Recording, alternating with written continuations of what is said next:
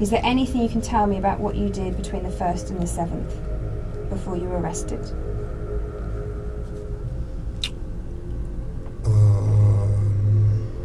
When officers forced their way into the flat at the Peabody estate in South London, the first thing that hit them was the smell. It was chemical, acrid, thick in their sinuses. Bottles of acid were scattered across the hallway. The bathtub was filled with a blue-green liquid, thick with floating pinkish globules. In the oven, pools of melted fat had congealed. On the stove sat a pot, inside it a partially cooked rib, and nearby some chopsticks, used. When police opened the bin bag next to the stove, what the officer found would leave them requiring therapy. The man who had answered the door said almost casually, "I flushed the flabby bits 5 minutes ago. Satan told me to." What happened in that flat defies all logic. By the way, this is Dark Case and you can call me Jack. I bring you true crime documentaries and other things that you may later regret knowing. Please do join the amazingly supportive Dark Case family by hitting subscribe now, and make sure that you have all notifications turned on. The Dark Case newsletter is free and takes just 5 seconds to join, and you'll never miss a new episode ever again. All Patreon and channel membership support goes a long way, and I can't thank you all enough. But now, on with the video. On the surface, Gordon Semple had everything under control. He'd been a police officer for over 30 years. He was now 59 years old, close to retirement, and deeply respected within the Metropolitan Police. But there was a side of Gordon that few people knew about. On April 1st, 2016, he was working, but as a senior officer, he had the freedom to manage his own schedule. He used that freedom to arrange a meetup. His phone data later showed what he was truly focused on that day, and it wasn't work. He was messaging with a stranger, planning something extreme. By the time he was captured on CCTV, walking towards a block of flats in Southwark, his eyes were locked firmly on his screen. He was typing, coordinating. He was heading towards the home of a man named Stefano Brizzi, and this was definitely not a work meeting. Even though the two would converge, PC Gordon Semple was in many ways the complete opposite of Stefano Brizzi. Born in Inverness and raised with traditional values, Gordon had dedicated more than 30 years of his life to public service. He was calm and composed. He ran marathons and was known for being involved in charity work. A colleague described him as a Dixon of Dock Green character, which was a nod to the classic British police officer, someone who knew the rules, enforced them with care, and brought a feeling of stability to his team. Outside of work, he was described as warm and generous. He had a long-term partner of over 2 decades and a strong network of friends and family. And then there was Gordon's private side. Behind closed doors, Gordon was using a dating app, and he was using it to arrange discreet encounters with other men. And these weren't just casual dates, they were parties or sessions that involved illicit substances. I've been trying to think of language I'm actually able to use here, but let's put it this way, his taste was far from vanilla. These sessions typically involved high-risk behaviour, dangerous power dynamics, and a mix of online anonymity and in-person vulnerability.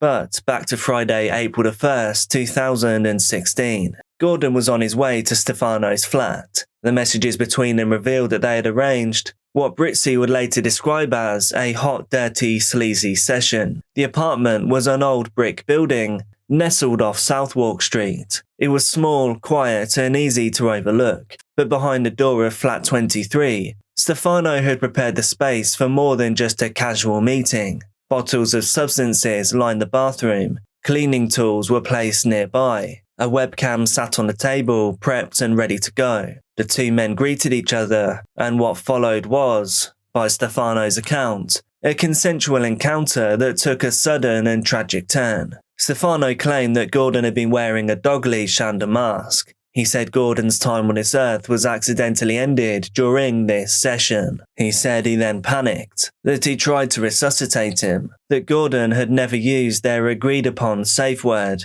and that's where it all must have gone wrong. But Stefano's next steps weren't those of someone reacting in shock. Instead of calling for help, he began cleaning up, covering, hiding, and in the following hours and then days, Stefano Brizzi made choices that would shock even seasoned investigators.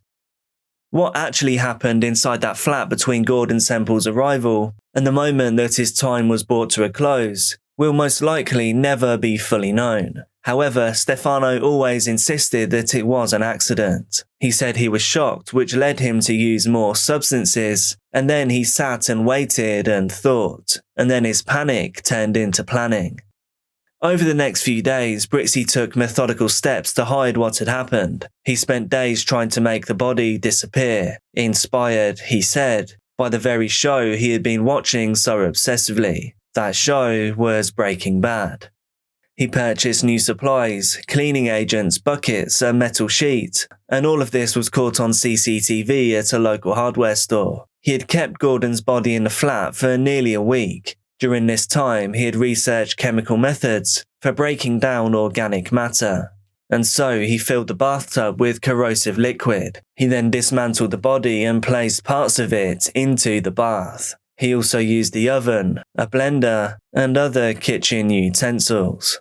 As you can imagine, during this time, the smell was becoming unbearable. Neighbours had assumed it was a plumbing issue, or maybe some spoiled food. No one imagined the real source. When officers arrived on April 7th to check on the property, they were immediately struck by the chemical stench seeping through the door. They knocked, waited, got no response, and then forced entry.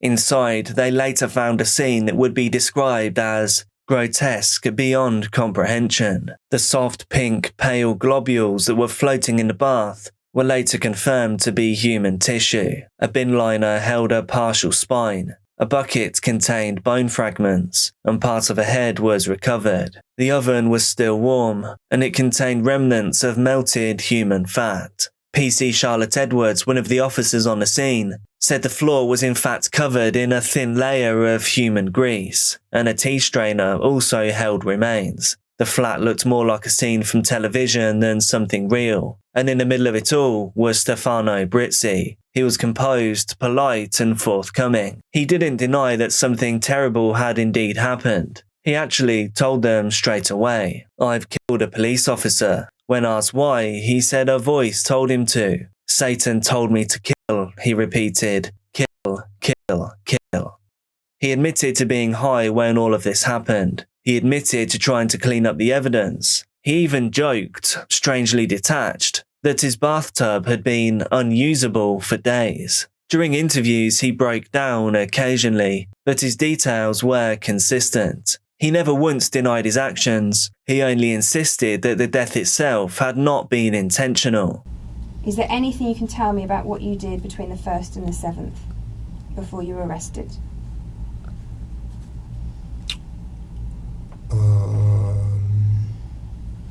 No comment. When police recovered Gordon's badge, it was buried in the trash. All of his belongings had been scattered or discarded, and yet, Brizzi seemed almost relieved, as if the weight of the week had finally collapsed on him. When asked what his plan had actually been, he said, "I was going to finish the job today." And maybe he would have, if the terrible smell hadn't brought his neighbours to the door first. Once Stefano was in custody, the investigation quickly expanded beyond just his flat. The search for Gordon Semple's missing remains led officers to local drain pipes, to bins, and the nearby River Thames. Not far from Bermondsey Wall, a member of the public discovered a foot. DNA confirmed that it was Gordon's. Body matter was also found inside drainage systems linked to Stefano's building. Proof that his efforts to dispose of evidence had extended through the plumbing of the building itself. Inside the flat, investigators documented every grim detail. Chemicals carefully arranged, a laptop showing past episodes of Breaking Bad, and, on multiple kitchen utensils, DNA linked to the victim.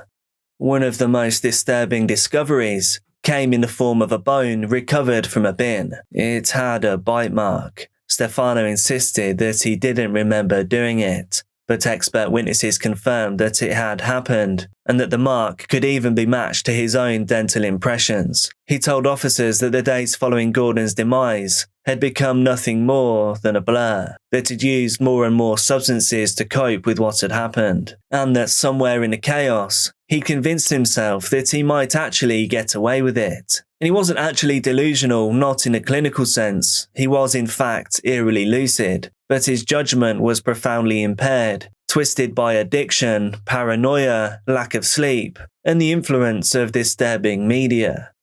Stefano Brizzi's trial opened at the Old Bailey in late 2016. He pleaded not guilty to murder, but admitted to obstructing a coroner in the execution of their duty. His legal team painted a picture of a man broken by addiction, a former professional who had fallen into the depths of compulsive behaviour. His defence rested on a single claim. Stefano suggested that a health condition, perhaps asthma or a heart issue, had contributed to what had happened. However, he really played himself there, because one pathologist noted that Gordon's internal organs were never recovered, making it impossible to confirm certain causes. But other experts pointed to clear signs of throttling. Gordon had a fractured hyoid bone in the neck, and there was bruising consistent with prolonged pressure. The court was also shown CCTV footage of Stefano buying cleaning materials. They also heard testimony from a witness referred to only as CD, who had arrived at the flat on the night of the incident, expecting a group gathering of men. He said that Stefano had greeted him at the door and said that the party was now cancelled and that someone inside wasn't feeling well. The witness thought that someone had been sick, so he left. Horrifyingly, Stefano rescheduled the party for the following week. All the while, Gordon's body remained in the flat. During the trial, Gordon Semple's family had remained composed, dignified, but the weight of what they had endured was impossible to ignore. His older brother, Ronald Semple, delivered a statement on behalf of the family. He described Gordon as a gentle, caring man, someone who had spent over 3 decades in uniform, serving his community. He had been a loving partner, a devoted brother, an uncle, a man who brought people together through charity runs and through friendship, through quiet acts of kindness. The news of what happened to Gordon had left the family devastated, but the details, the cruelty, the deliberate nature of it was something that no family could ever truly process. And the judge acknowledged this pain. He told the court, the officers who entered the flat encountered something no amount of training could have prepared them for. I commend them both.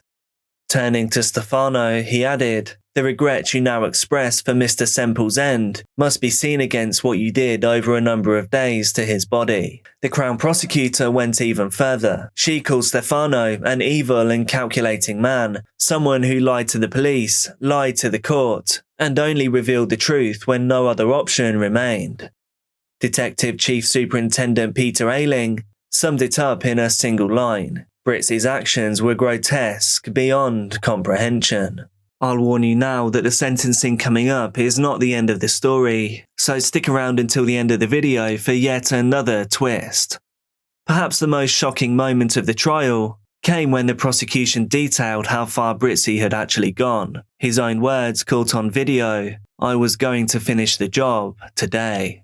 Prosecutor Crispin Aylett QC called Stefano's actions cold and calculating. He told the jury that this was not a man reacting to panic, but this was someone who had made deliberate, horrifying choices, and the jury agreed. After 5 days of deliberation, Stefano Brizzi was found guilty of murder by a majority of 10-2, and the judge did not mince his words. He described the case as one with terrible features, and he sentenced Stefano Brizzi to life in prison with a minimum term of 24 years.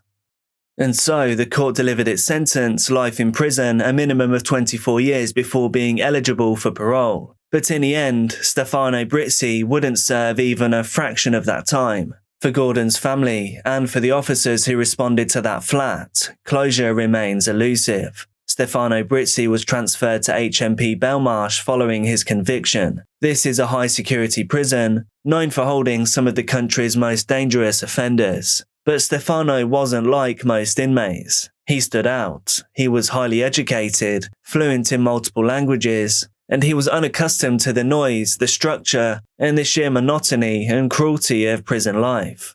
The jury from his inquest later described him as an atypical prisoner. They noted his high intellect, his frustration with the rigid rules of incarceration. At first, prison staff were cautious. Stefano had made disturbing statements during his trial. He had, after all, confessed to hearing voices. He was initially placed on a special watch, but over time, the monitoring was relaxed. But he was taken off that list in January of 2017. On February the 5th, 2017, just 2 months into his sentence, he was found unresponsive in his cell. He put an end to his own sentence. He left a note on the bed, and a single phrase stood out: "I die in peace." Be careful out there, and I'll see you soon.